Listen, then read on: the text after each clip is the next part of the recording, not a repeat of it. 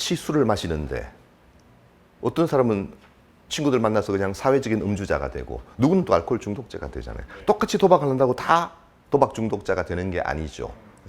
약간 누구나 중독에 빠지는 소질은 가지고 있지만 특별히 더 취약한 사람들이 있습니다. 제가 크게 두 유형으로 나누는데 첫 번째 유형이 바로 자극 추구적인 사람들입니다. 이 사람들의 뇌는 심심한 걸 못 견딥니다. 뭔가 새로운 자극이 끊임없이 와야지만 만족을 얻게 되는 사람들입니다. 어릴 때 보면 표시가 좀 납니다. 구슬치기, 딱지치기 해도 다 따야 직성이 풀리는 사람들이 있습니다. 당구 쳤나? 300. 볼 것도 없습니다. 어디 빠지면 왜 아주 뿌리를 뽑는 사람들이 있지 않습니까? 어릴 때 보면 약간 산만한 면도 있고요. ADHD하고 겹치는 경우도 많이 있습니다. 중독자들 가운데. 그러니까 쉽게 말하면 승부사의 기질을 가진 사람들입니다. 특히 도박 중독에 취약할 수밖에 없죠. 이런 사람들은 처음에는 막 에너지와 열정이 있어요. 그래서 너무 재밌어해.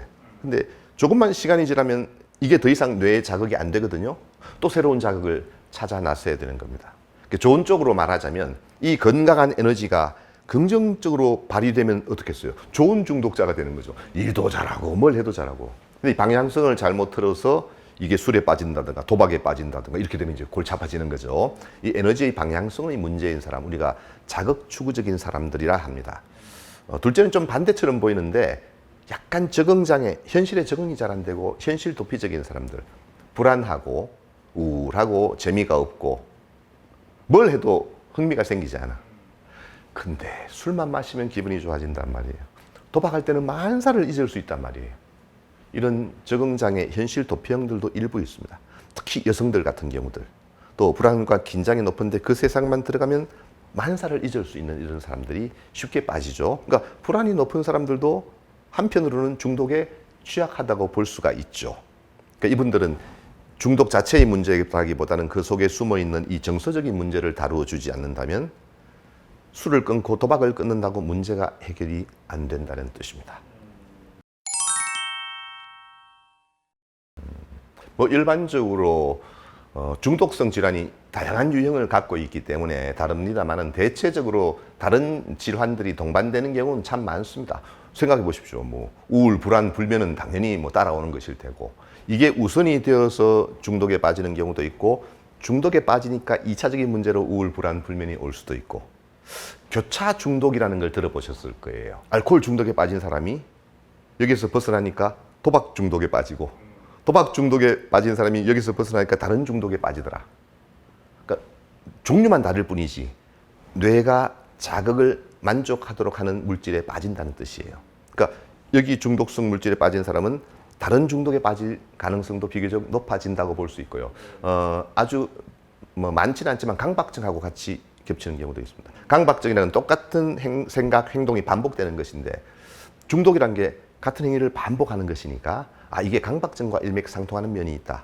그런 의미에서 중독 자체를 어떤 강박적인 행동으로 보는 그런 추세도 있을 수 있고요.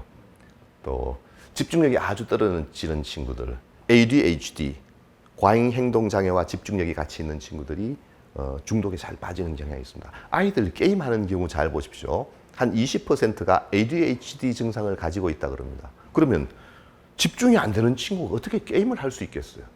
그걸 공부를 시키면 얼마나 좋을까, 그죠? 근데 안 그래. 게임 세상은 가만히 있는 게 아니고 내용이 끊임없이 변화하는 것이거든요. 이 한 자리에 앉아서 5시간, 6시간을 하거든요. 어떻게 저게 가능하지? 그때는 놀랍게도 전두엽 기능이 활성화됩니다. 이게 앞에 있는 화면들이 수시로 시프팅이 그래서 계속 바뀌게 되니까 마치 여러 군데를 돌아다닌 것과 똑같은 효과가 있는 거예요. 그러니까 ADHD 아이들도 자기가 좋아하는 분야에 있어서만 충분히 집중을 하게 돼요. 그래서 겹치는 경우가 많이 있습니다. 왜 이런 중독성 질환에 있어서 평가가 중요하다고 말하느냐? 여러 가지 이유가 있지만 이 동반 질환 때문에 그렇습니다. 중독이 여기에 있으면 이 속에는 다른 여러 가지 문제들이 있을 수 있죠. 방금 말씀드린 우울증, 불안증, 불면증, 다른 중독성 질환들 여러 가지가 있을 수 있기 때문에 이걸 평가하는 게 중요한데 예를 들면 이런 거죠. ADHD 아이가 게임 중독에 빠졌다 칩시다. 겉으로 드러나는 것은 게임 중독이죠. 그렇다면은 ADHD 때문에 중독에 빠졌다면 ADHD를 치료하면은 게임은 안 할 것이다. 이렇게 생각하지만 사실이 아닌 경우가 월등히 많습니다. 불안해서 술 마신 사람이 불안이 줄면 술을 안 마실 것이다 라는 것도 일부 일리가 있죠. 그러나 이게 오랫동안 지속되어 가지고 이미 중독 상태가 되었을 때는 투 트랙으로 접근해야 합니다. 당연히 아래에 있는 정서적인 문제 이것도 치료해야 되지만 중독은 중독대로 따로 치료를 해야 됩니다. 그래서 훨씬 중독성 질환 한 개 때보다 치료가 어렵고 시간이 많이 들고 예후도 좋지 않은 것입니다. 그래서 반드시 초기에 어떤 상태인지를 평가받는 것이 중요한 것입니다.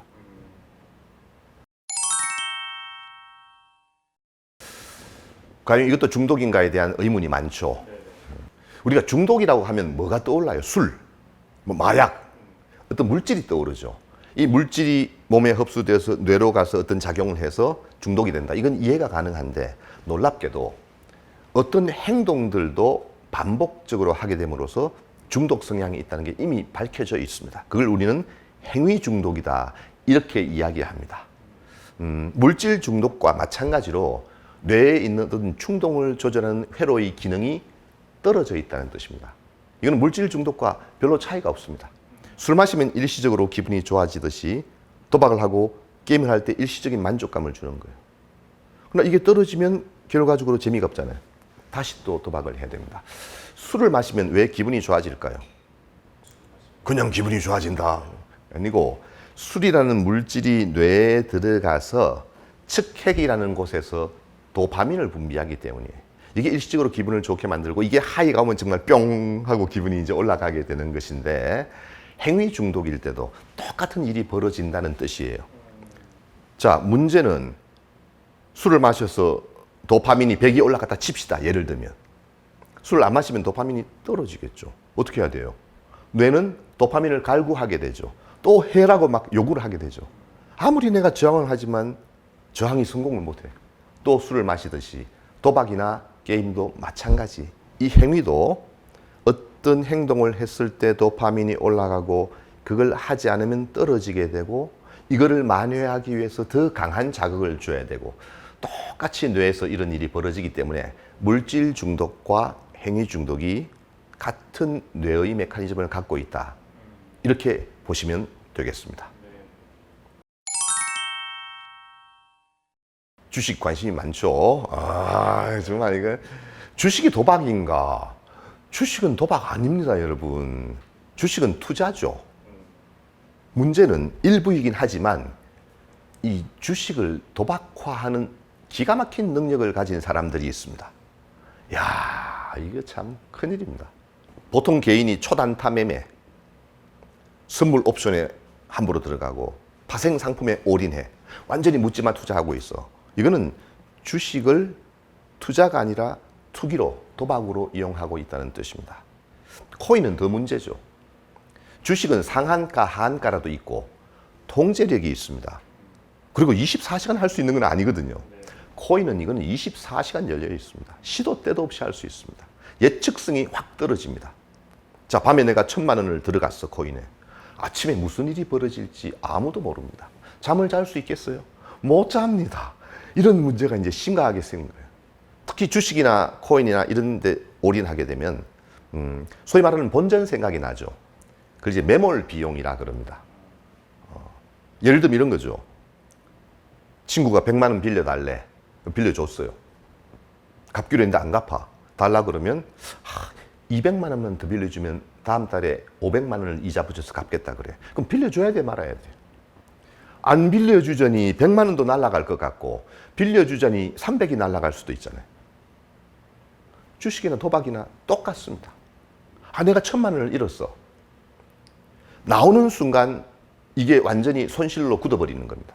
그게 들어있는 순간은 아직은 손실이 아니죠. 회복의 가능성이 있다고 믿게 되니까. 이래서 끊임없이 빠지게 되는 거예요. 내성이 생기면 양이 점점점 늘 수밖에 없습니다. 도박 중독자가 판돈을 낮출 수 있느냐? 불가능한 일입니다. 돈이 없어서 일시적으로 판돈을 낮출 수는 있죠. 응? 그러나 또 더 큰 자극을 맛을 봐야지만 올라가는 거예요. 이렇게 되면 심각한 문제가 있습니다. 주식 같은 경우는 도박이 아니지만 그걸 도박화하는 순간 술이나 도박은 일도 아니에요. 이거는 뭐 순식간에 업다운이 시작되고 예측성이 떨어지는 거기 때문에 문제가 생깁니다. 주식 하지 말라는 소리가 아닙니다, 여러분. 주식은 건강한 투자 수단으로서 오히려 활성화되어야 할 측면이 있습니다. 그러려면 그것을 내가 감당할 수 있는 범위 내에서 해야 되거든요. 빚을 내가지고 올인해가지고 앞도 뒤도 안 보고 이건 심각한 문제가 있는 거죠. 투자의 개념으로서 내가 장기적인 관점에서 봤을 때 이자보다는 조금 더 높은 수익을 올릴 수 있어. 그리고 경제를 많이 공부하고 이해해서 내가 저 회사에 투자하면 저 회사가 성장하고 이런 걸 보게 되잖아. 이런 관점에서 투자를 해야 되는데 없습니다. 그냥 눈앞에 막 고위험, 하이 리스크, 하이 리턴 여기에만 올인하게 되는 거예요. 이게 중독 성향이 높은 사람일수록 고위험에 돈을 걸게 돼 있거든요. 적게 읽고 적게 딴다. 재밌겠어, 재미없겠어? 재미가 없어. 근데 많이 읽고 많이 따. 결국은 읽는 데는 관심이 없어. 큰 자극이 오는데 내가 물들게 되면 이게 중독 행위로서의 투자를 해버리게 되는 거예요. 사회에 심각한 영향을 미칠 수 있습니다. 향후에 저는 개인적으로 우리 사회의 자살률이 높아진다면 이거는 분명히 주식, 코인에 잘못 투자한 사람들의 문제 때문에 생길 것이다. 이렇게 예측하고 있습니다. 우리 사회가 이제 주식이라든가 뭐 도박 포함해서 코인 같은 데 관심을 가져야 되는 이유는 그 중독자들이 예뻐서가 아니고 그분들이 우리 사회에 미치는 영향이 너무 크기 때문입니다. 돈 문제가 걸려 있으면 혼자만 문제 생기는 게 아니고 전 가족에다가 정말 이웃 사촌까지도 다 걸려버립니다. 이러니까 이게 우리 사회에 엄청난 비용을 지불하게 만들 것이다. 그래서 우리가 초기부터 그런 주식이나 이런 것들을 도박화하지 않도록 하는 교육도 하고 그런 시스템을 만드는 게 필요할 것입니다.